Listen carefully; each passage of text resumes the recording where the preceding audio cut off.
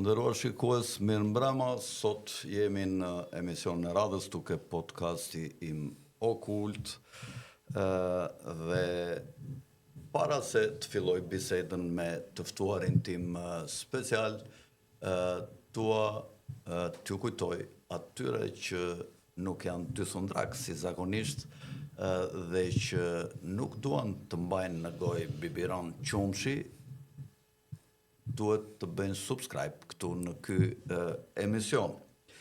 Të gjithë ata që kanë qef të anë mish, sigurisht që duhet të rinë këtu dhe të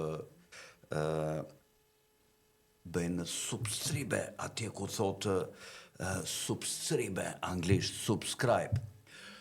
Një miku im më tha diçka që unë e pëlqej se jam nga ata njerëz që kam qef të mbaj gësherë me vete dhe pramp, atje ku nuk shkon puna, prije, më mirë djepi bosh se shejtani brenda. Unë kam rreth 65.000 followersa dhe miq në Facebook, edhe rreth 60.000 ndjeksa në Instagram. Një pjesë prej këtyre jam bërë abonent ke kanali im në YouTube Okult. Një shoku im, një miku im më tha, o Alfred, ç'të duen këta që thjesht hyn aty dhe rin brapa gardit të ruajnë që mos bësh ti ndonjë gabim kështu edhe të sulmojnë. Ç'i do këta? Shtuki, më tha, dhe po ja u them gjithë muaj që do t'jetë linqet e emisionit tim të kanalit këtu, të podcastit, në Facebook dhe në Instagram, dhe kush nuk abonohet, do ta shpor nga miqtë dhe followersat e mi, s'ka çam duhet. Ata që ti kem të linjës time, ose ata që dyshojnë ke linja ime dhe do më ndjekin. Kurse ata që s'besojnë ke unë, dhe ka nyrë me ligësi, me malignitet aty, për të parë ke tryeza ime se qarë bisedoj unë, qarë them unë, edhe të edhi në një kunje të sulmojnë nga mbrapa gardit, do t'i shpor. Më dëgjuat? Një muaj kohë kanë ata që janë miqtë e mi, nuk ka justifikime, me të njomin do digjet dhe i thati në qofë se në njeri zdi të abonohet. Ajo që zdi të abonohet, le të pyesë të afërmit e vetë që dinë kalamajt, niprit, ata që janë të moshuar, e kuptoj që Facebookun e mbajnë dhe të moshuar, dhe që janë ndjeksa dhe i thartë të shumicës ideve të mia, se sigurisht nuk do të bjem dakord me të gjitha idet, por të pyesin miqtë e tyre, fëmijët e tyre, të afërmit e tyre që ti abonojnë. Tashi po ju prezantoj, falenderoj gjithashtu se më doli nga mendja dhe sponsorët e emisionit ton, të cilët vazhdimisht dalin në krahun tim dhe në krahun e të ftuarit, sigurisht janë biznese elitare që realizojnë shërbime apo shesin mallra dhe produkte që i tregtojnë dhe që janë lidera dhe unë i kam përzgjedhur midis shumë të tjerëve që kërkojnë këtu të bëjnë sponsorizime. Sigurisht ju mjafton të fusni emrin në Google, në llojin e shërbimit të tyre dhe menjëherë nuk do të zgënjeni dhe do të kontaktoni me ta dhe do të siguroni atë që kërkoni shumë shpejt. Mirë, po hymë menjëherë në bisedë. Sot jam me gazetarin simpatik dhe të mirënjohur tashmë, zotin Ermal Peçi. Ermal, mirëmbrëma dhe mirë se më ke riardhur, se është era e dytë në mos gaboj që ne jemi këtu, apo Për është e mua është tretë? kënaqësi, është era e dytë në fakt, edhe kur ju po thoni të ofrojmë apo tregtojmë mish, ai është mish cilësor, sepse në fakt të gjithë tregtojnë mish me salmonel, këtë po tregtojnë tani si krye fjalë. Edhe ajo që të diferencon është e mishi cilësor, sepse duhet ta përcaktosh vetë, se kur ti e thua mish, ka shumë salmonel sa hyri në treg, edhe ka infektuar dhe median, edhe prandaj duhet ta përcaktosh mish cilësor, pra mish alpesh. Salmonella, por edhe ajri që na ndotin çdo ditë. Kur u mbyll kjo Ermal ky usajdi, një 2 javë, 3 javë, qielli ishte i pastër. Tash çdo ditë se unë dalë kontrolloj çdo ditë me gjithë bashkëshorten time dhe fëmijët e mi, shikojmë qiellin dhe dje nuk ishin edhur, sot kishin edhur e kishin mbushur. Ndoshta edhin dhe në shi mbire dalin dhe i edhin dhe bashkë me shiun, po shiu sidoqoftë e lan, edhe ka pasur çik pastërti këto ditë që ka pasur shi një javë, është i bekuar shiu ndoshta. Dhe filluan prapë mostrat të na sulmojnë nga ajri, me luftra, me salmonellra, me ushqime të prishura, të skaduara, lufte madhe totale nga qielli, nga uji, nga ajri, nga toka, nga gjithçka kundër njerëzimit. Një armik të madh ka njerëzimi përpara. Por bashkë ne do të flasim për ngjarjet e brendshme, Ermal, për cilat ti shuhesh dhe je një specialist i mirë.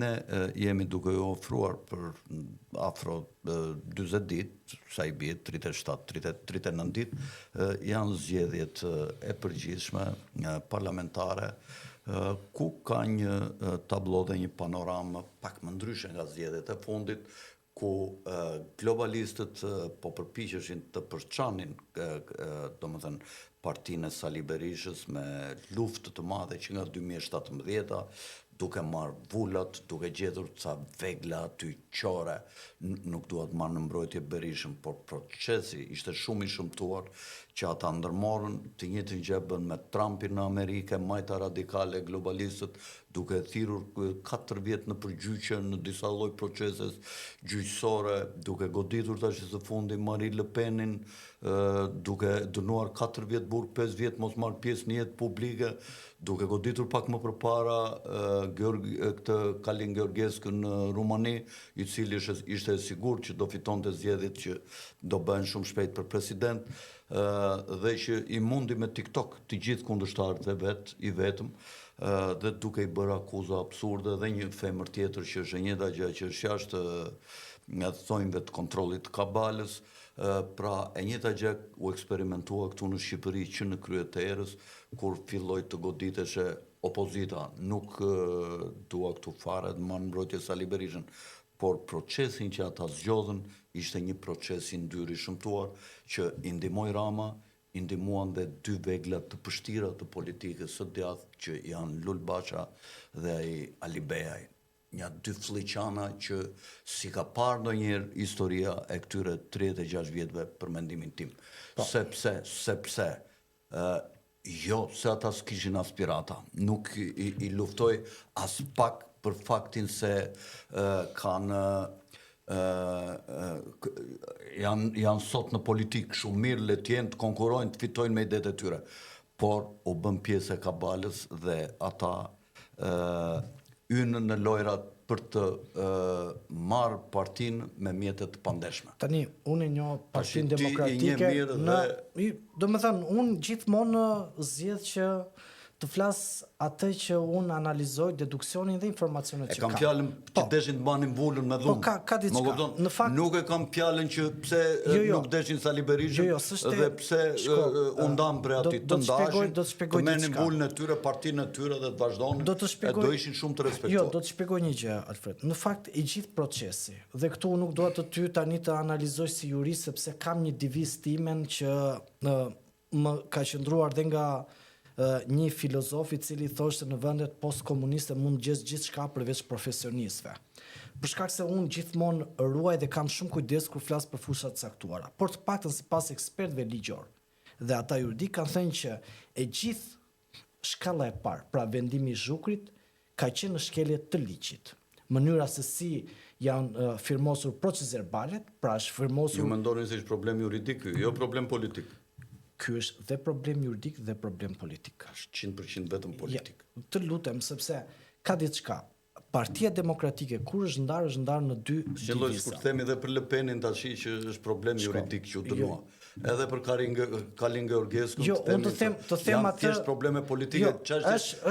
Shko, ka diçka, Alfred. Nëse ne flasim mbi problemet, mbi atë se pse u nda Partia Demokratike. Partia Demokratike u nda zyrtarisht për shkak të një vendimi të shpalljes së zotit Berisha person non grata.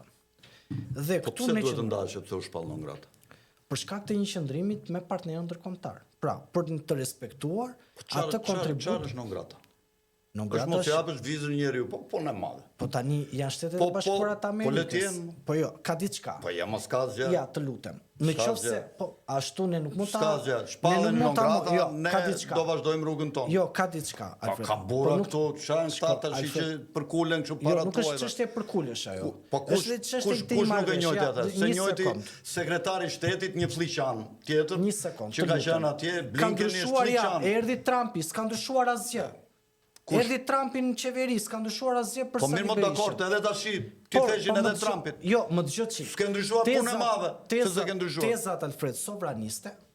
Nuk them unë që Amerika është me Berishin absolutisht. Nuk e kam aty fare, nuk më interesojnë emrat në rastin Po s'më intereson se këmbron Amerika. Jo, Ne ka jemi diçka. shqiptar, ne duhet vendosim vetë për çdo gjë. Tezat sovraniste, Alfred, është kur ti e krijuar, pra, politikanët tanë duhet kenë atë lloj stature që e kanë sjell këtu në këtë vend mirëqenien, i kanë fituar betejat vetë dhe nuk kanë kërkuar ndihmën e Amerikës. Po mirëqenia është fjalë relative, kupton? Është fjalë relative, nuk Po është mirë. fjalë që ka një cak. Mirëqenia është fjalë. Jepu Mirë, do sot vjet flasim me florin në fakte, ditë tonë se okay. sa jep 20. Okay. Njerëzit nuk ngopen kurrë. Me kupton? fakte, e ka ndihmuar Shtetet e Bashkuara të Amerikës mos copëzimin e Shqipërisë, është fakt ky. Nuk e them unë, që me letrën që Noli i dërgoi presidentit Wilson. E ka ndihmuar Shtetet e Bashkuara të Amerikës rrëzimin e komunizmit pavarësisht se kemi këtë demokraci hibride. Ky është fakt. E ka ndihmuar Shtetet e Bashkuara të Amerikës Kosovën. Edhe tash ne duhet të bëjmë arikiri, me qenë se Jo, Amerika, ti nuk do e bësh manikinin. Amerika s'të Ti ndihmon nuk do e bësh, jo. për interesin tënd. Ty- Amerika të ndihmon për interesin ka- e vet. po tani, win-win, kupton? Edhe Amerikës duhet të Po thuhet. nuk ka si gjë të keq, o, Alfred. Ç'a keni ju pse ndrynin? Po nuk ka si japim nuk ka vizë, mos asgjë të jepni keq. punë Jo, madhe. po sepse kjo Kë ishte po zë merakull se si jepni për vizë shembull, juve. Alfred, unë jam nga ata njerëz që mendoj që midis një politikani dhe Shteteve Bashkuara të Amerikës, unë zgjedh për shkak të ecurisë që ata kanë pasur, zgjedh Shtetet e Bashkuara të Amerikës. Po ta them unë, Nuk zgjedh votuesit shqiptar. votuesit, po të them midis politikanit, mos më bë diversion fjalësh. Të thash midis një politikani, një politikani jo, i sepse zgjedhur, i votuar politikanët nga- shqiptar i kupton. kanë vjedhur votat dhe ti e di më mirë se sa unë të që. Kanë përdorur çdo mekanizëm për ta deformuar vullnetin e Mirë, po shqiptarëve. s'mund të themi tash që Dhe- Berisha nuk ka të lutem. adhuruz dhe ndjeksa tash. Jo, i ka, Flasim të po, vërtetën. nuk ka, kjo nuk ka lidhje.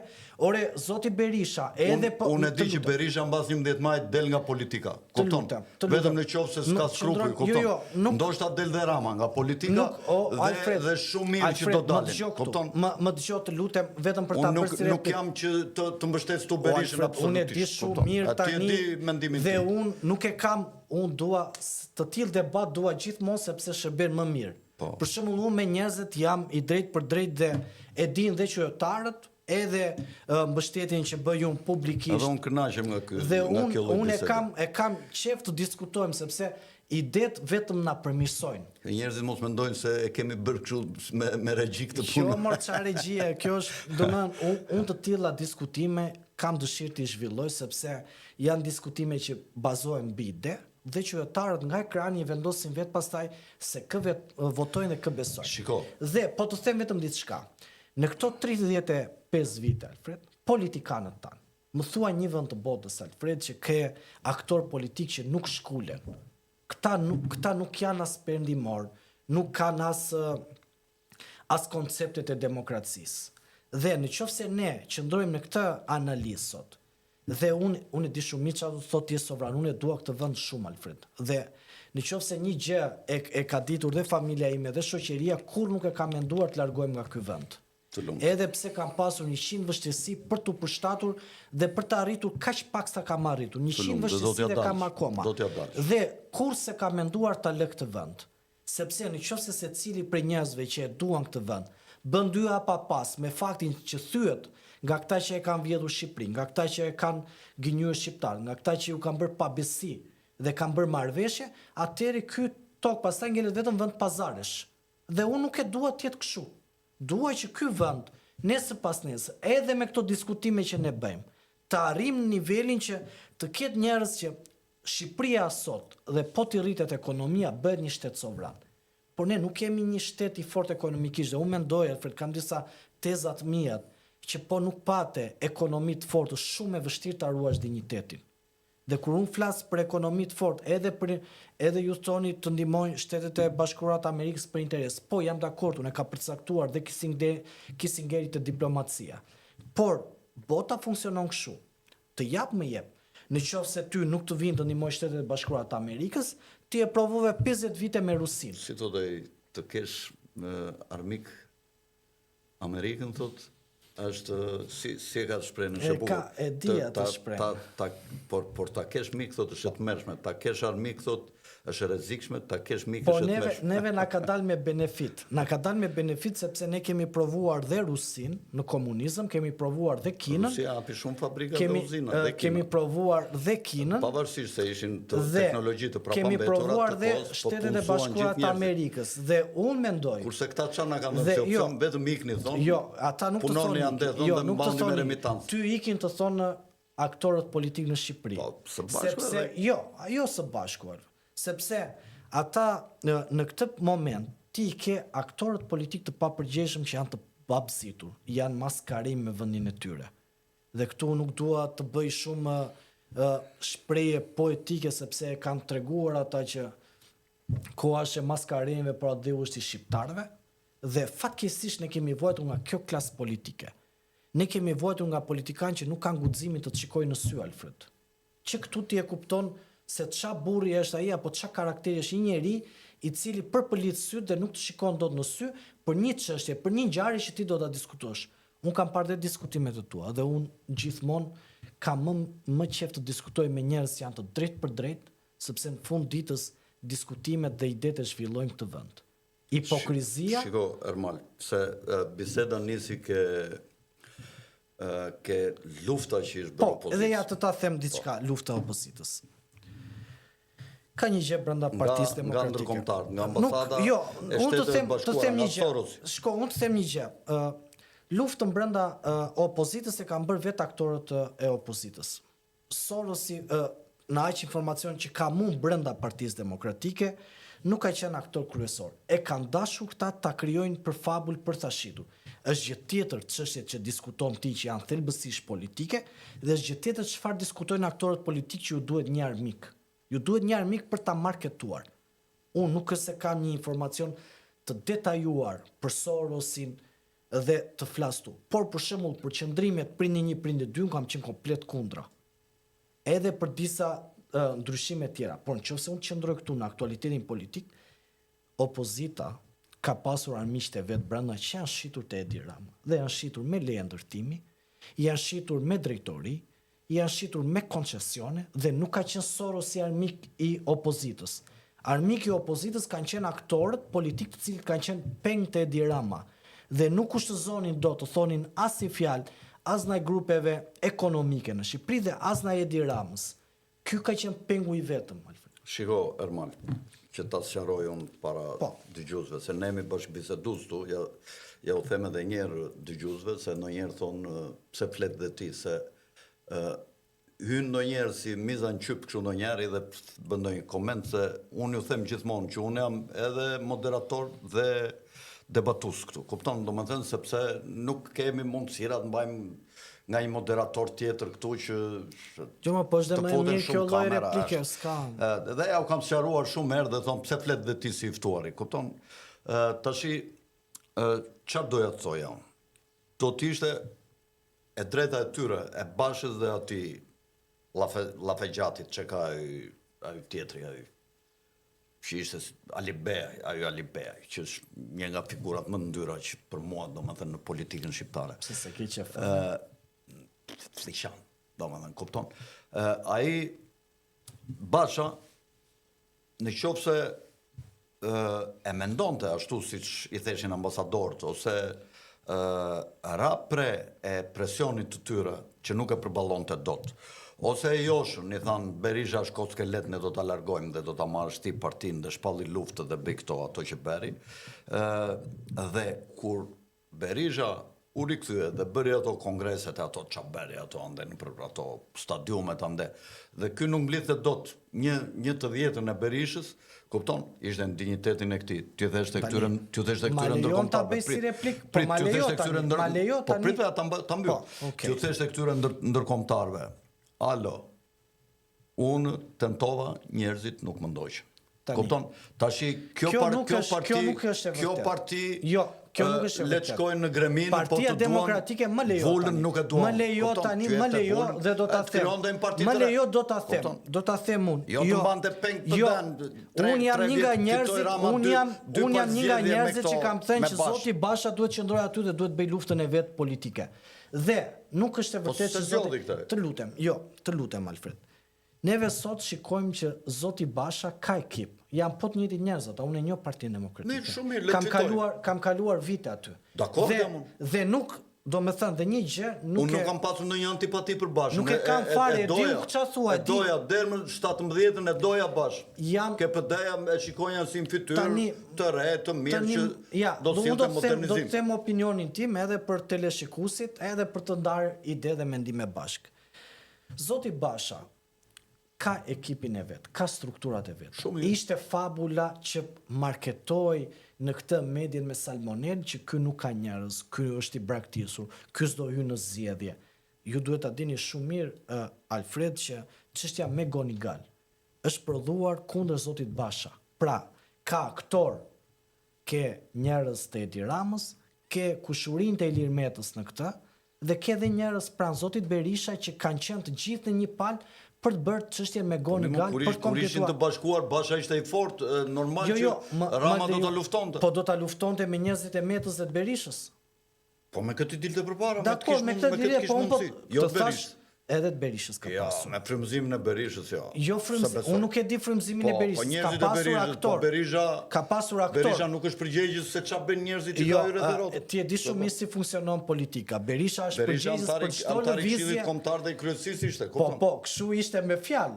Me fjalë ishte në këtë format, por aureolën e vet e kishte tek njerëzit e vet. Merr kontrollin e mbajtje kaq vjet që në 2013. Dhe ka diçka, në qoftë me Gonigal ishte komplot kundrejt Lulzim Bashës. Dhe të gjithë mediat sot e propagandojnë, edhe njerëz të cilët dalin dhe flasin në media, propagandojnë sikur ishte për Zotin Berisha. Një që është e pavërtet e madhe, që duhet të thënë që është dhe me vendim gjykate. Për Berishën ka qenë për ta bërë Berishën. Jo, nuk ka qenë. Ka qenë vetëm për Zotin Basha. Ka qenë vetëm për Zotin Basha me Gonigali. Po çfarë i kërkonin kundër Bashës? Kjo ka qenë komploti për ta nxjerrë me lidhjet ruse, me fondet, me Deripaskën, që ishte oligark pranë Putinit, pra ishte një skemë e mirëfill që donte ta njolloste dhe ta nxirrte Zotin Basha të pabesueshëm tek partnerët ndërkombëtar dhe prandaj erdhi me Gonigali. Dhe besoj që shumë edhe ju mund ta dini që ai erdhi pasaj dhe bëri një xhiro të mirë këtu në Shqipëri që mblodhi edhe ca lekë që u thoshte. Flitet për $32 milion, është një website që ka akuzon në Amerikë. Po, në këtë pjesë. Dhe ky është një nga krimet e mëdha që ka bërë Edi Rama dhe që ndoshta do ta pagojë. Është bërë kundrejt Zotit Basha kjo, jo si marketohet kundrejt Zotit Berisha. E para. E dyta, kundër të dyve, se kundër Berishës ka qenë. Ka qenë kundër Zotit Basha. Është me vendim gjykate. Tani vendimi i gjykatës, unë jam institucionalist në konceptin. Armiki i Ramës ishte deri në atë kohë. Pastaj kur u ndan, armiku më i madh ishte Berisha, kundërshtari, jo armik. Basha ka qenë armik i Ramës, armik i Ilir Metës dhe pasi ai mbajti qendrimin që ne si njerëz që Ramën e kishte kundërshtar, po Ilir Metën mund ta kishte armik. Ta them armik në thonjë se Ilir mund ta kishte armik sepse këta ja kërkonin këta ambasador. Kurse Ramën e kishte kundërshtar për pushtet. Vet Ilir Meta ishte njeriu që këta i theshin mund ta dy armiqt Ilir Metën dhe këta që të vishtin pushtet. Unë mendoj që të sjellim ne pushtet. Unë mendoj që Ilir Meta në optikën time joshe nga Edi Rama, siç është joshur gjithmonë që nga 2013 në vazhdim. Pra gjithmonë Edi Rama përdorte duke e njohur që në fillimet e veta Ilir Metën, e dinte ku e kishte pikën e dobët që Ilir Meta ishte si një buldozer që vetëm thith, ja dinte pikën e dobët dhe sa herë që e mirte i linte çek të bardh. Po të shikosh mirte drejtoritë më të rëndësishme sa herë që vinte. Ku ishte. Dhe ai ja dinte pikën e dobët. LSI-ja një ndërmarrje korruptuar ka qenë. Po, ja dinte ai këtë pikë aty dhe gjithmonë edhe pse ja kështu është. PD-ja ka qenë çik më e moderuar në korrupsion ka kur qenë, ka qenë në por- pushtet, por kurse këta janë gjenin të korrupsionit. Shko, Alfred, ne qëndrojmë këtu themi non grata. Non grata është një arsye, por ne qëndrojmë sot që Partia Demokratike Vula ka kaluar me Dgjoj, po t'isha unë si Basha, të më thrisnin ata, të më theshin e kemi shpallur Berishën non grata. Po tani Do t'ju thesha kështu, qa e keni shpallur ju? Po, qa pasaj se e keni shpallur non grata, qa s'koni nga mua? Nuk besoj që ka qenë kështu biseda. E ju thesha, Tani ti po e thua si e mendon ti, por besoj biseda ka qenë më Basha e ndryshe. kish për detyrë ta minimizonte fuqinë e Berishës, e kish për detyrë dhe ta nxirrte në periferi. Madje Berisha po t'ish i zgjuar duhet të kishte ikur që më 2013 mund të rinte 4 vjet në Këshill Kombëtar dhe të largohesh ose maksimumi të ngeleshe kryetari i Këshillit Kombëtar, atje një figurë domethënë pajtuese në ato rrymat që mund të lindin mos bëhesh deputet, kupton, mos njerëzit e vet mos i infiltronte si agent të Bashas. Jo, ka diçka. Kupton? Në këtë panoramë. Unë po t'isha si Berisha kështu do kisha vepruar, edhe PD-ja do ishte shumë më fort. Shko, unë nuk domethënë ka diçka. Shkaktari i luftës me Iluminatin e Partisë Demokratike ka qenë mos largimi i Berishës, dhe ruajtja e pushtetit Berishës. Ajo është katroj PD, nuk diskutohet. Ne jemi sot jemi fushat. Zoti Berisha të paktën këta e thoshin që me ardhjen e Trumpit do zbutet dhe po e marrim që non grata ka rënë në një hije tani. Jo, ajo PD-ja nuk e do ajo Amerika, Trumpi nuk e do Berishën. Por ka diçka, do të them vetëm diçka, Alfred. Ata do ta largojnë Berishën pas 11 majit, Berisha largohet. Do të them vetëm diçka shumë misisht. Vetë zoti Berisha është personi i parë që i shkel rregullat.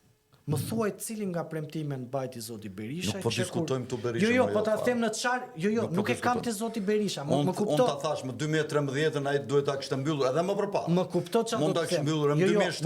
Nuk e kam. E kam te rregullat e lojës, Alfred. E kam te rregullat e lojës sot. Rregullat e lojës bëri ju tha për 6 muaj do rrëzoj Ramës, se rrëzoj, ju tha primare. Ka një panoram tjetër. PD-ja është duke unifikuar rreth figurës së vjetër të politikanit të vjetër që sipas rregullave të lojës që ka ky lloj. O Alfred, është nga Shqipëri, unë po ta them, nga Shqipëri madhështore që kanë këta atë programin, këta e kanë bërë nga Shqipëria madhështore, kanë bërë Shqipëri të pazarit, se kanë marrë Ilir Metën, kanë marrë atë Idrizin, kanë marrë Dulen, kanë bërë një gjellë aty që as merret vesh, dhe këta janë vetëm aktorë që këta pazar kanë bërë të jetën politikë. Dhe vetë ishin ata, prap, këto janë fjalë manipulatore, kështu që kërkojnë të mashtrojnë njerëzit. I kanë marrë nga Make America Great Again. Po, shiko, PD-ja është, domethënë, me konsoliduar, Berisha që u fut në gjysmë burg, mund të themi, në izolim, nuk kishte mundësi të lëvizte, tash i ka filluar të lëvizte, ka filluar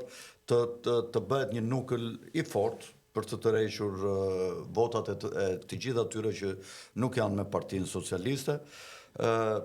Nuk besoj unë personalisht që t'jetë një parti fituese, them që partia e parë do t'jetë përsëri PS-ja, nëse nuk do hy në lojë faktori SPAK, domethënë për të bërë një goditje të madhe, por unë mendoj, të them të mendimin tim. Unë të them mendimin tim. Evropianët janë me Ramën, Kabala, City of London. Jo më kot dje ambasadori britanik ka thirrur këtë Altin Domanin, kanë thirrur kreun e Iliran Celibashin, dhe unë çuditem pse vjen këta i takojnë ambasador. Dhe çfarë do të thotë kjo për mua? Kjo për mua do të thotë që këta duan t'ju thonë që pavarësisht se ka ardhur ky grupi Trumpit aty, ju nuk do të dëgjoni ata, ju nuk do të godisni Partinë Socialiste, ju do të përkrahni me çdo kush dhe me çdo mënyrë qëndrimin e Edi Ramës si kryeministër. Ne jemi përballë një lufte me Rusinë, që është rrezik i madh, dhe ardhja e njerëzve që mbështesin agjendën e NATO-s evropiane të mbetur, nuk do të thotë që Shqipëria s'ka perspektivë ty në be. Pra, në takimin e ambasadorit, është bërë presion që mos dëgjoni Amerikanët për të goditur nga anë e majtë. Ndërkohë, Amerikanët nuk duan as Berishën, sipas mendimit tim. Dhe atyre ju konvenon më shumë që të krijojnë një situatë si në Kosovë, ku asnjë nga partitë e mëdhaja të mos ketë mundësi të bëj pushtetin e vetme. Dhe mbas zgjedhjeve do të bëjmë presion të dy liderëve, leadershipit kryesor, dy partive kryesore, do të thonë shqiptarët nuk ju duan, largoni. Kupton, pra duan të bëjnë rotacion. Duan të bëjnë rotacion, kurse evropianët me çdo kusht dhe me çdo mënyrë duan të mbajnë Edi Ramën në fuqi. Ndërkohë kanë dalë disa parti të vogla, të cilat mund të thithin dhe ato një grup ndoshta edhe prej 10 deputetësh të gjitha së bashku. Thuaj kapin 90 deputet. Po, maksimumit, them unë, kupton, mundet edhe 6, edhe 5, edhe 7. Kanë shumë probleme sepse ata pozojnë mes veti. Po, dhe unë mendoj që ky Lacivita, ata e din shumë mirë amerikanët që e majtash me fuqishme se e djatha sot në Shqipëri. Për shkak të krizës që ka pasur e djatha, të kësaj smundje të madhe për të cilën dha kontribut Basha me Aliben. Kjo nuk është. Por në ndikimin e ndërkombëtarëve. Mirë, e diskutuam atë, e diskutuam. Më them diçka. Po tani, po ma the se ma the, po ma thuaj prap, s'ka problem, ata mbarojnë. Okej. Thuaj prap mendimin tënd. Dhe Lacivita, mendoj unë, ka synim jo që të fitoj PD-ja, se PD-ja është e vështirë të fitoj, nuk ka vota. Mendoj unë, do shta kam gabim, koha do na gjykoj. Dhe unë kërkoj falje, qofse gaboj. Do vi do të them pastaj. Po, do ta bisedojmë prapë pastaj, kupton, dhe do themi që ti the kështu, unë thash kështu, unë do kërkoj falje për atë analizën time ku do gaboj. Po, neve na lejohen gabimet se jemi analist. Unë mendoj që Lacivita ka si objektiv jo të fitoj PD-ja, po ta forcoj PD-n sa më shumë dhe PD-ja mos i kaloj 70 mandate. Dhe pse mos i kaloj 70 mandate, duke u forcuar pak PD-ja në rritje në numrit të votave dhe duke marrë dhe partitë e vogla një numër votash. Dhe pasaj do t'ju bëhet presion partive të vogla që mos bëjnë koalicion me asnjë nga të mëdhajat, nga amerikanët, kurse evropianët, edhe në qoftë se del ky skenar, pra Partia Socialiste nuk arrin dot të marrë mbi 70 mandate, po vete 67, 68, do t'ju bëhet presion nga amerikanët që këto të voglat mos bëjnë aleancë, as me PSN, as me PD-n, si forcë dytë në qoftë se këto mund të bëjnë qeveri me PD-n, kurse evropianët në këtë lloj skenari do t'ju bëjmë presion partive të vogla që të bëjnë koalicion me PSN dhe Rama të jetë përsëri kryeministër. Rama është person i zgjedhur prej tyre. Është shumë i rëndësishëm në Shqipëri. Ka qenë kryetari i asaj, OSBE, dir çfarë ishte ajo OSBE-s kur filloi lufta në Ukrainë. Vajti atje në emër të OSBE-s, atje dhe kupton të jepte krah atij, thashë ne do fitojmë perëndimi, Rusin do ta. Na keni ne me ushtrin tonë, thashë atë. Ne thashë të gjithë ne do bëjmë namin këtu. I vajti dhe NOKB zgjodhën Shqipërinë si një nga vendet anëtare me periudhë të shkurtër të Këshillit të Sigurimit, që Shqipëria mori shumë fuqi. Vajti u përplas me përfaqësuesin rus atje Rama vet, i bëri sfidë si Enver Hoxha Krushovit në vitin 60, se e ka babën e vet që imiton ka Enver Hoxhën, dhe për çdo gjë do ta imitoj dhe ta shqyrq që merdi rasti me Krushovin e vogël. Po, në veshje, në ecje. Më kupton? Dhe është një person shumë i rëndësishëm për këta. Ata duan me çdo kusht Ramën kryeministër sepse do vi situatë vështirë dhe do ketë luftë Evropë-Rusi. Unë kështu e mendoj dhe ata duan të gjitha vendet i kenë të kopësitura. Po çat kopësitura, ne s'kemi as ushtri, as armë, as gjë. Ne çaj bëjmë. Kemi njerëz, ne kemi gjak që do derdhur atje. Po gjak, po pse? Po gjakun ku do ta gjejnë ata? Po ata nuk do na marrin, ne do marrin ca të tjerë, pse ne do na marrin? Po patjetër pra, pse po ky është rreziku i madh i Shqipërisë tash. Ata do thonë kështu, juve se i din ata, keni brenda Shqipërisë sot, duhen thot 600.000 ushtarë dhe çdo vend do jap në proporcion me numrin e popullsisë. Shqipërisë i bie kaq thot.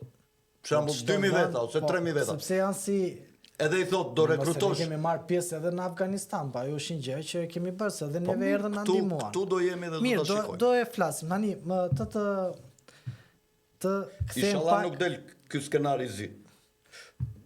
Do zoti. Po mua m'dalin përgjithësi gjërat. Po mirë, ne do e diskutojmë prapë. Ne do e flasim. Kam një lloj intuite që më jep Zoti. Edhe unë shpesh i drejtohem Zotit për shumë çështje. sepse edhe në besim jam ortodoks edhe i drejtohem për çështje të caktuara. Të kthehem pak në fillim. Mendimet vinë natën, vëlla, kur fle. Po natën, se gjithmonë gjatë ditës si je në lëvizje, natën. Ka shumë njerëz që mund t'i kërkojnë, po kanalizimet, intensiteti kanalizimeve është ndryshëm, ke njerëz të ndryshëm. Gjithmonë njeriu kur mendon dhe do të arrijë, madje un kam e shënoj që në moment se në një mëngjes një diçka që e ke gjithmonë pikë pyetje si ta bëj, hop e ke gjetur. Kjo është vërtet. Ta ka dhënë krijuesi, universi, komunikon. Ka diçka tani. Do të them edhe një gjë. Ajo çfarë ka ndodhur brenda Partisë Demokratike, njihet si term ekonomik shkatrimi kreativ. Dhe janë përplasjet e elitave të vjetra me elitën e re për të marrë pushtetin politik. Gjë që është mjaft e lejueshme. Këtë gjë bëri zoti Basha në Partinë Demokratike. Nuk ka bërë asnjë mëkat zoti Basha, përveç se mendoi për të ardhmen e asaj partie, e cila duke parë se kush ishin personat që donin ta mbanin, thjesht do të qëndronte në një bunker, siç është bërë në një bunker që nuk e viziton askush. Dalin ndonjërat asa për të bërë këtë xhiron europiane, por po të shikojmë, nuk ka asnjë qëndrim. Edhe po të vim neve, edhe sot që flasim, sepse jemi në fushat, ka një mos kuptim atë se çfarë bën zoti Berisha me Partinë Demokratike. Hap listat që të fusi në emra të sigurt deputetë Ilir Metës dhe lë jashtë listave demokratë që kanë sakrifikuar.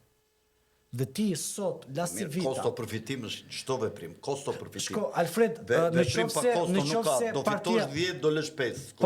Po tani në qofse ti merr një parti e cila është zëruar, që ka kryetarin i cili në opinionin publik e ka damkën si parti kliente liste, hajdute dhe mos të them që ata 4 deputet sa të mbarojnë zgjedhje do vend t'i ofrojnë Edi Ramës, siç ka ndodhur, kjo nuk është më pastaj zgjedhje. Dhe ti sot sot Partia Demokratike ka dy grupe. Është grupi i zotit Berisha, është dhe grupi i zotit Basha. Unë ta them me bindje duke qenë se i njoh Partinë Demokratike.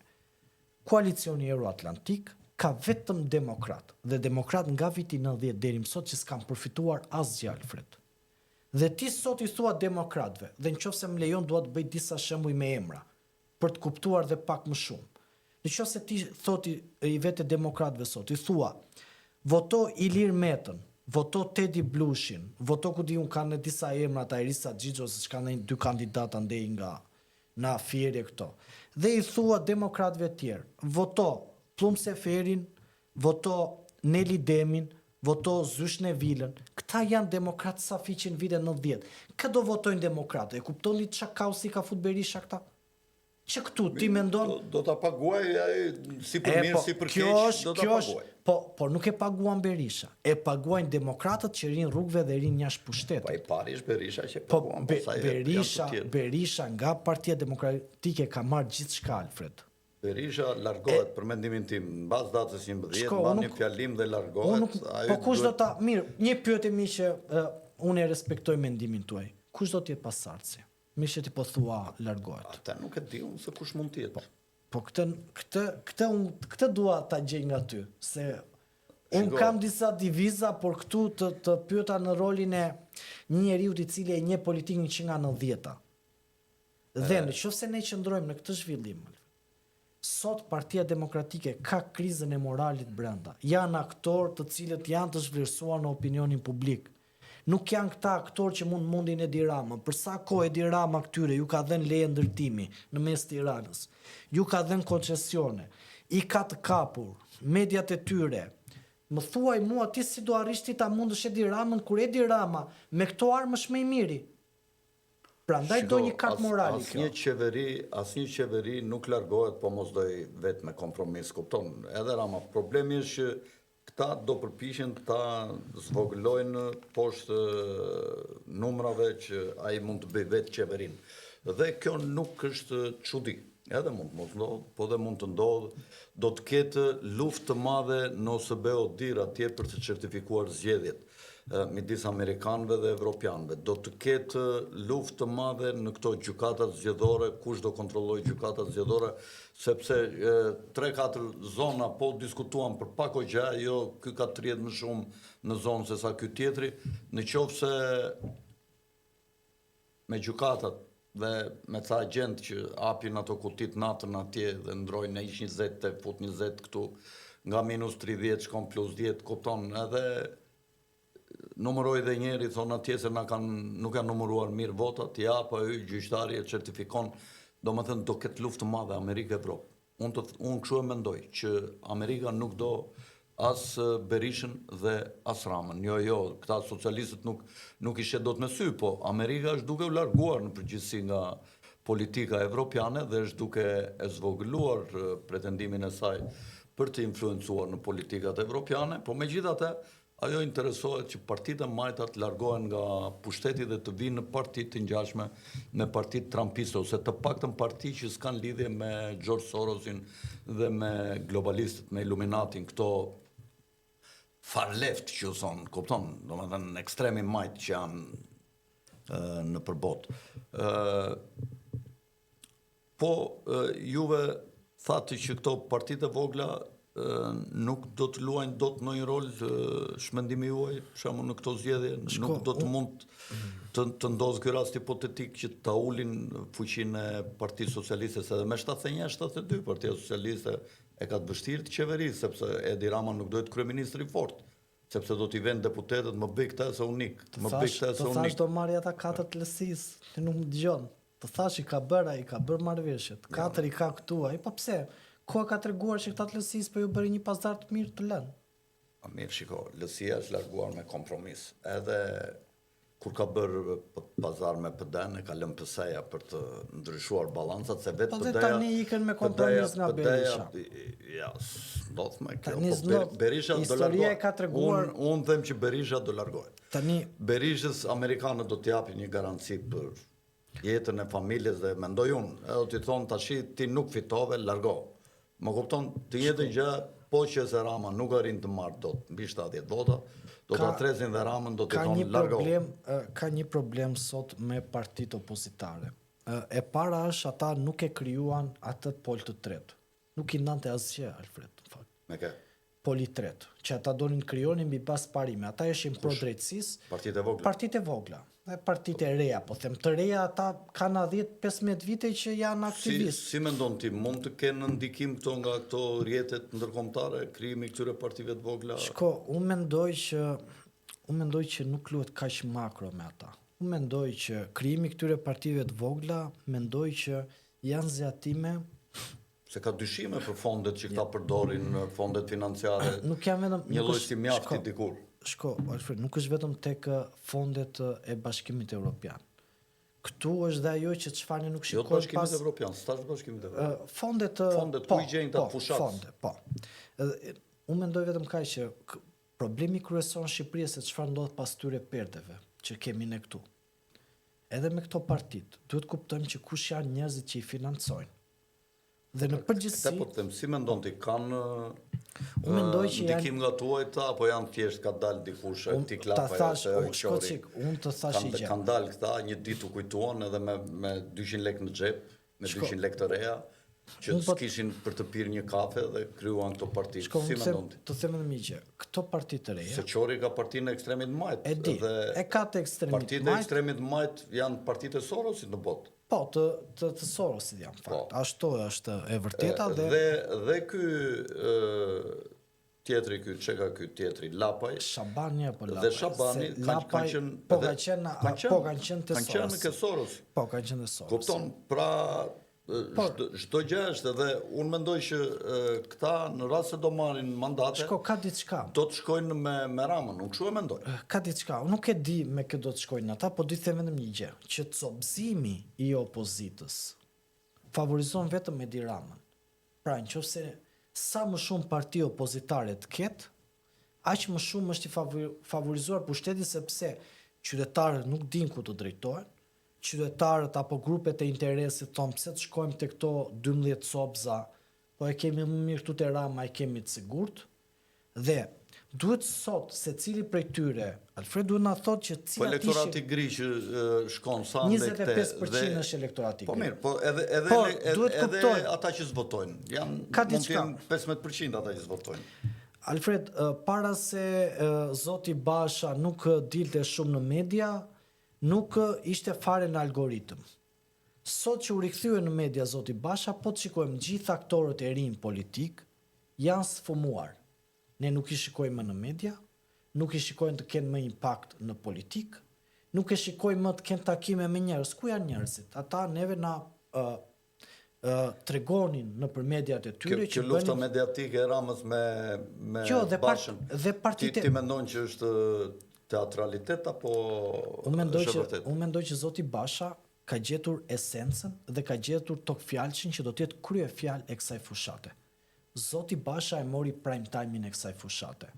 Ku të mbetën shokët që lidhe drejt për drejt me nisjen e qeverisë zotit Rama dhe që gjithë bashkëpunëtorët i ka 77-319 7-313 Burgu është numri burgut, po. Dhe tani nuk ka njeri që mund ta mohoj që zoti Basha me rikthimin e vet erdhi me një gjetje.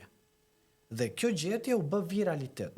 Dhe videot e zotit Basha kanë shkuar tek 1.2, 2 milion, 3 milion views, që është për profilin që ka pasur zoti Basha. Edhe Verllapa kur bënte ndonjë video. Kjo është ta relativizosh, por kjo nuk qëndron, sepse zoti Basha ka diçka.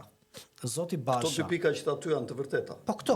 Këto kanë dhënë vend. Po kjo do jetë është kryefjala. Askush prej aktorëve politik të partive të reja dhe gjithë aktorëve politik nuk e kanë bërë këtë gjetje që të gjejnë një mesazh që të ngjisin në opinionin publik dhe ta djegi Ramën, sepse ajo përgjigje Ramës i djeg, se lidhet me drejtësinë, lidhet me gjithë ekipin e tij që i ka pasur me korrupsionin. Pra, ishte një super gjetje e cila e ka vënë Ramën me shpatulla pas murit, po ta them, dhe e ka bullizuar në lojën e vet ku Rama është më i miri. Rama historikisht, Alfred, ti e di më mirë se sa unë tani se ndihem me siklet para teje të them unë. Por ju e dini shumë më mirë që Rama gjithashtu ka bullizuar, ka përdorur sarkazm politike, vendoste metafora.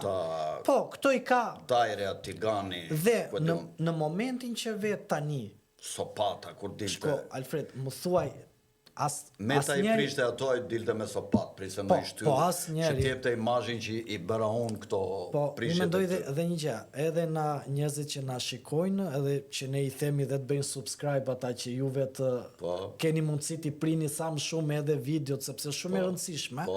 Kjo është arsyeja, po unë se u shpjegoj shumë, se ata nuk e kuptojnë që ne kemi përfitim kur bëjmë 10.000 subscriber. Neve ja përsërisim edhe me dëshirën e mirë, që jo 10.000, po të shkoni 100, 200.000, 300.000.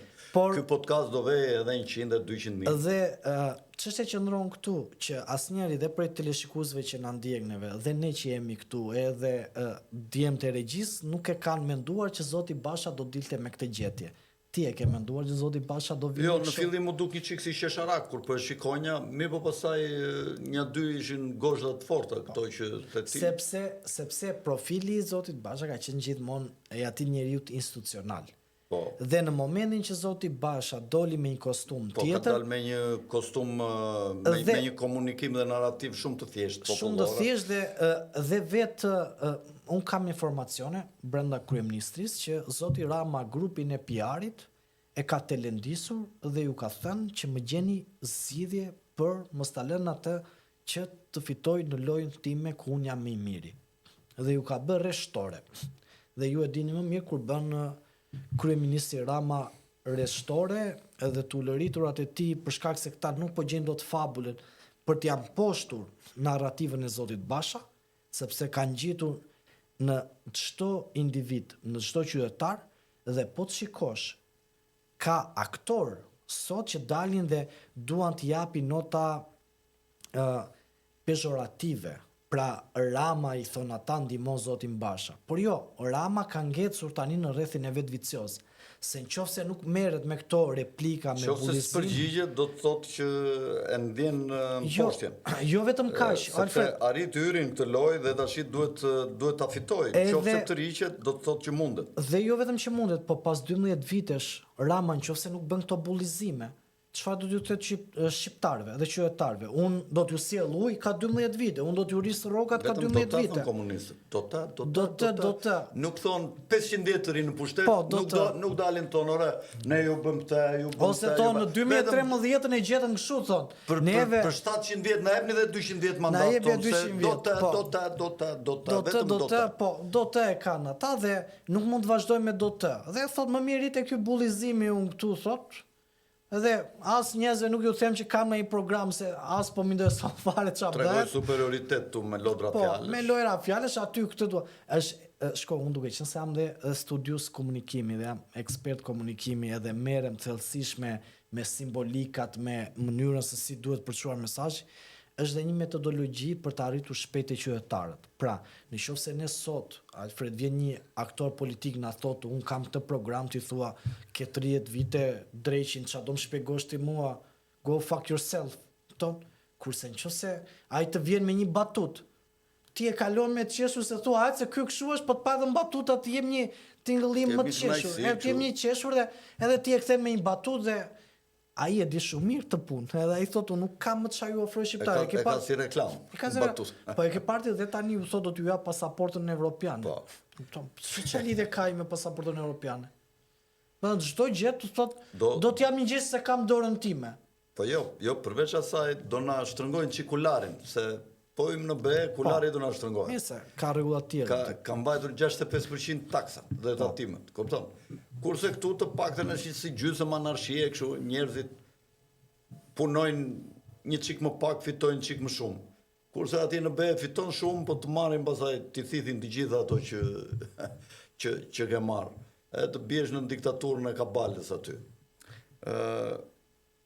Mirë Armal, sot më duket gjykata e kishte lënë në fuqi kjo e apelit, më duket, vendimin që kjo Felau, si e ka kjo gjyqtarja e Fetau, kjo e Elbasanit, e ka lënë përsëri në burg, si të duket kjo, e pek si lajmë që, apo? E pash, po nuk është në një lajmë që të marri një analizë në makro, sepse aty është ajo se çfarë ndodh në Elbasan. Në Elbasan pritet që të ketë zhvillime të forta. Pa pritet edhe për shkak të aktorëve politik që SPAK-u po heton. Kjo ishte thjesht një person, ishte e rëndë mënyra se si ajo fliste. Për shkak të lidhjeve që vazhdojnë me mafjen. Me mafjen e këto. Mafja nuk do dalë qapur, do punojnë më me kujdes. Ishte e rëndë mënyra se si ajo fliste dhe edhe vetë ata që ishin pjesë e bandës kriminale tregonin kujdes. I thoshin asaj, mirë do ta ekzekutojmë ne dhe në anën tjetër ju thoshin njëri tjetër çfarë thot kjo. Por imagjinoj më njerëzillë kishin ata që ishin kriminela se sa gjyqtarë. Gjyqtarja më kriminele që urdhronte vrasje gazetarësh, avokatësh, ishin në ekstremitet, e kupton? Por kjo është një ngjarje e rëndë, po është, do të them, është sekondare me atë se çfarë po ndodh. Unë mendoj që këtu thelbi kryesor i problematikave Alfred lidhet me politikën. Po si mendon, do ty ndryshorja SPAK në këto zgjedhje, këto 40 ditë që kanë mbetur? Unë mendoj që SPAK-u e ka thënë dhe vetë Altin Lumani. Amerikanët duan ta fusin lojë, evropianët duan ta frenojnë. Unë dua që SPAK-u ty në lojë, tani unë nuk e di. Po të gjithë duan. Unë do të i bie që të jemi pro-amerikanë në këtë betejë që po ndodh. Kush ka mëkate të paguajë? Por kush ka mëkate duhet i paguajnë këtë vend, Alfred, sepse ato mëkatet janë bërë kurrizin tënd, kurrizin tim, kurrizin e njerëzve tanë të afërt. Nëse janë pjesë e leadershipit sotëm, të jepet imazhin popull që këta janë më të ndotur se sa i dini juve dhe s'duhet i votoni. Dhe çështja që ndron që SPAK-u duhet të vazhdojë. Për sa kohë korrupsioni, ligësia e aktorëve politik nuk dalon. Jo, ne nuk mund të flasim me duhet. Ne po themi si e mendon ti, do ketë goditje? Unë po të them një gjë. Kush do fitojë në SPAK? Ambasadori britanik që i ka thirrur tash, apo ata amerikanët që kanë ardhur të Trumpit? Se SPAK-u tash s'di çfarë bëj, kujt ja prish, kujt ja ndreq. Evropianët, ambasadori britanik është me një shprehje kam përdorur dhe po ta përdor prapë. Zoti në qiell, Amerika në tokë. Kështu që unë gjithmonë jam. Domethënë ti thua që do të ketë goditje para zgjedhjeve. Unë të them do të ketë në konceptin e analizën që bëj unë dhe unë vetë bi kontekstet do t'ishte historike. e vetmja mënyrë që Partia Socialiste të shfronzoheshe nga numri mbi 70 i karigeve në parlament. Unë dua, Alfred, që në Dhe këtë vend... do ta ulte pësan me këmbë në tokë, ose me bys në tokë më mirë. Alfred, unë dua që në këtë vend të zbatohet ligji. Unë dua në këtë vend që mos ketë më të pandëshkueshëm, mos të jenë këta feudalët e rinj që zotrojnë jetën tonë dhe na i vështirësojnë jetën tonë. Unë dua që në këtë vend të ketë një dritë shprese që secili prej nesh, unë, djali jo që është moshatar me mua, mos të mendoj në asnjë moment të largohet për ndërtuar jetën diku tjetër. Por ne këtu kemi të gjitha mundësitë që në qoftë se në këtë vend vije drejtësia, sepse drejtësia ka qenë problematika që të sjell mungesa e drejtësisë, sjell problemet ekonomike, pronat edhe çdo hallk tjetër e thyen. Dhe në qoftë se në këtë vend zbatohet drejtësia dhe vihet rregulli dhe ligji, unë mendoj që nuk do të ketë individ apo qytetar shqiptar i cili do të mendoj të largohet, por do të punojnë këtu dhe në qoftë se ky shtet fuqizohet ekonomikisht, ka rregulla loje, atëherë unë besoj që ne do të bëhemi sovran. Kjo është, domethënë ne duhet të bëhemi një shtet i të drejtës, se ne një shtet ligjor pak a shumë jemi, po s'kemi shteti të drejtës, se ne nuk i zbatojmë ligjin. Shteti i drejtës, se shteti ligjor ka qenë Enver Hoxha për shembull, shteti i drejtës është më së miri. Dhe unë dua të kujtoj një rast, edhe ligjet duhen përmirësuar, në shekullin e 15, kur kam lexuar këto historitë e Evropës, më kam mbetur në mendje një rast kur një perandor polak, i cili ishte gjerman, dhe vonë këta ishte më duket bohemian ose jo kështu bavares, më fal. Dhe këta polakët kishin 1000 antarë në parlament, 1000 bojarë që eshin këta më duket, që ishin këta aristokratët e gjithë Polonisë. Dhe këta kishin një rregull aty që zbatonin prej shekujsh, nuk e di, prej dekadash, që në qoftë se njeri vinte veton për një propozim që shqyrtoheshe aty për të vënë një ligj ose ajo parlamenti polak, vendi ku merreshin ato vendimet ligjore, atëre ai binte ai ligj. Dhe ishte shumë e vështirë që të vendoseshin ligjet, se mjafton dilte njeri kundër dhe merrte fund, nuk kalonte ligji. Ky gjermani sapo erdhi kërkovi ta hiqte këtë ligj. Mirë, këta nuk pranuan. Ky luftoi shumë, triste këta njerëzit me influencë ndër bojarët që foli filani ta aprovojnë ta heqim këtë vendim dhe të vendosim një vendim tjetër me shumicë ose me 90, kështu me 50% për disa lloj ligjesh, për disa lloj tjera, kështu deshte të vinte një lloj tjetër ligje. Dhe këta nuk pranonin. Dhe ky derisa diq e kishte të vështirë të merrte vendime. Dhe para se të vdiste i vajtën këta bojarët të mblodhen atje, po jepte shpirt ky i thanë ore, se e zhvilloi Poloninë ky. Svatislav më duket e kishte emrin. Dhe i vjen këta dhe i thonë, dëgjoj, thonë, na thuaj ndonjë gjë, me qenë se ne ty të adhurojmë, i thanë, që ne ta kemi parasysh, tha, pasi të vdes shti për të përmirësuar jetën tonë, tha. I tha, dëgjoj, tha, ju s'më pordhët mua, tha, kur unë isha gjallë, tha, jo të më pirtni pasi të kam vdekur, tha. Juve, tha, me gjithë se jeni një kombi madh në Evropë, do të ngeleni një kombi shtypur, tha, se ju nuk jeni në gjendje të qeveriseni. Juve do t'ju shtypin, tha, rusët dhe gjermanët, me gjithë se ju në qoftë se do të dini të qeveriseshit, asnjë nga këta nuk do t'ju prekte do të një fje flokë, po ju s'dini të qeveriseni. Është e vërtet kjo gjë. Ka nevojë edhe për ligje, po sidomos për t'i zbatuar ligjet. Ka nevojë për njerëz që duan këtë vend dhe për njerëz që kanë karakter dhe nuk bëhen pjesë e pazareve, se kjo është shumë e rëndësishme. Ka nyrë këto makutërit e LSI-së që domethënë që i mori pëseja, po pëseja i sofistikovi, i ngriti nartë, makutërinë e LSI-së, këta e kanë ngritur nartë, dhe kanë vjedhur edhe më tepër se LSI-at, kudo që janë. Isha në Spille vete që ri atje, shlodhem se është ambient i pastër, pisha, jo bëj vrap dhe jo ri meditoj ose lexoj, sepse kam disa miq të mi. Dhe isha ullur me një prej banorëve të zonës dhe po diskutonim siç e kanë gjithë qytetarët shqiptar për politikë. Edhe tha, kam to ide, tha, me djalin, tha, djali im është me Berishën, tha, unë jam me Bashën, tha, po e di që i thash djalit, tha, i thash, unë qa i the, i thash, unë ma thuaj pak, se. Tha, i thash, në qoftë se ti preti, tha, që jetën tënde ta rregulloj unë, atëre ti ke marr fund. Edhe djali më tha, qa po më thua, baba? Po kështu është kesh dhe shpresë të Berisha, edhe tani që është 82 vjeç që pret ta rregulloj Shqipërinë.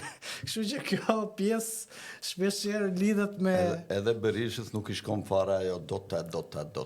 Se ka qenë, kaq kohë në pushtet nuk kam me... Prandaj s'ka që ju bën si vita këtyre. Dhe Berisha dhe Rama do të, nuk ju ngjitë më ke shqiptarët do të. Po, megjithatë, të shikojmë, ne diskutuam ato mendimet tona, si janë, ndoshta ndonjëherë nga ne, aty ku nuk ishim dakord për të dy, domethënë, njëri nga ne mund të ketë të drejtë, do ta vërtetoj koha. Koha i vërteton. Ndoshta njëri nga ne s'ka të drejtë, mund të dalë në produkt tjetër, do ta shikojmë dhe prap do t'i diskutojmë këto gjëra. Ne përpiqemi të ndriçojmë mendjet e njerëzve ashtu siç i mendojmë neve gjërat. Unë për veten time jam analist, nuk jam opinionist. Sepse analisti është pak më lart se opinionisti. Opinionisti kërkon të krijojë opinion ashtu siç atij i pëlqen. Mundet opinionisti të jetë pozitiv, nuk është negativ. Për shembull, opinionisti mund ndriçojë mendjet e njerëzve që në disa dilema t'i orientojë atje ku është më mirë për Shqipërinë. Më kupton? Por unë nuk më pëlqen t'ju jap mend njerëzve t'ju them ore, po toni për këtë. Unë thjesht edhe përpiqem të dritë dhe sipas projektorëve të mi, të dritë dhe të tregoj realitetin që unë... Ti analizë dhe polemist njëkohësisht. Dhe domethënë në realitetin që unë e shikoj. Pasa njerëzit kanë mendjen e tyre në këtë lloj fotografie që jap unë, mund të ju pëlqej, mund mos ju pëlqej, mund të kenë ata një fotografi tjetër, kupton? Dhe vendosim bëjnë ato zgjedhjet e tyre. Unë nuk dua të influencoj edhe t'ju them ore, bëni këtë se kjo është më mira. Megjithëse ndonjëherë edhe kjo rrugë është rrugë e mirë. Mendoj që ta mbyllim këtu. Ermali ishte një bisedë që më pëlqeu shumë. Shpresoj që dhe shikuesve të emisionit tonë dhe të podcastit tonë t'ju pëlqej kjo bisedë dhe ndoshta të nxjerrin të ngrenë disa pikë pyetje ose të përforcojnë ato idetë që kanë pasur në varësi të qëndrimeve të tyre. Dhe njerë duke ju kujtuar atyre që s'janë dy thundrak, që s'kanë dy thundra, s'kanë si ta bëjnë ata subscribe, s'kam fajt se kam dy thundra, mund të kenë dhe bibironin në gojë kështu me qumësht, dhe s'kan mundësi ta bëjnë, ata nuk i kërkoj, atyre u kam thënë le të venë ande nga Qerosi, ose mund të marrin ndonjë sufllaqe që kundi kështu, dhe ata që bëjnë komente sufllaqe xhint negative, dhe ata që kanë gishtë dhe që s'marrin sufllaqe dhe s'kan bibironin në gojë, tak një klik aty ku thot subscribe si pas rregullave të YouTube-it dhe ja ku podcasti Liris u ngrit dhe fuqizohet çdo ditë e më shumë. Mos harroni atë që u thash, se ndoshta në krye të erës nuk e keni kapur. Ata që janë miqtë e mi dhe hapin linkun nga rrjetet sociale, Facebooku im dhe kjo çfarë thon më kësaj tjetrës. Këto rrjetet sociale, Instagrami, këta që japin nga këto rrjetet sociale. Po TikTokun e ke apo e bllokuan? Po e kam edhe TikTokun. 50.000 followers sa kam në TikTok. Ti duhet i bësh thirrje që të rritet më shumë, se je shumë modest në këtë raport. Dhe do po ju them që kush ka hyrë me një pushkë mbrapa gardit, më ruan mua brenda tavolinës time, do t'i qërojnë në qoftë se nuk bëjnë like kanalin tim në YouTube. Brenda muajit do t'ju jap të mundësi her pas here që të kenë mundësi gjithë ta shikojnë të njoftim, dhe në muajin maj ata që janë miqtë e mi në këto rrjetet sociale dhe nuk janë bërë miqtë e mi në kanali im Okult në YouTube, do t'ju them shporrur. Natën e mirë ata që janë miqtë e këtij emisioni dhe miru pafshim në emision në radhës. Natën e mirë dhe miru pafshim.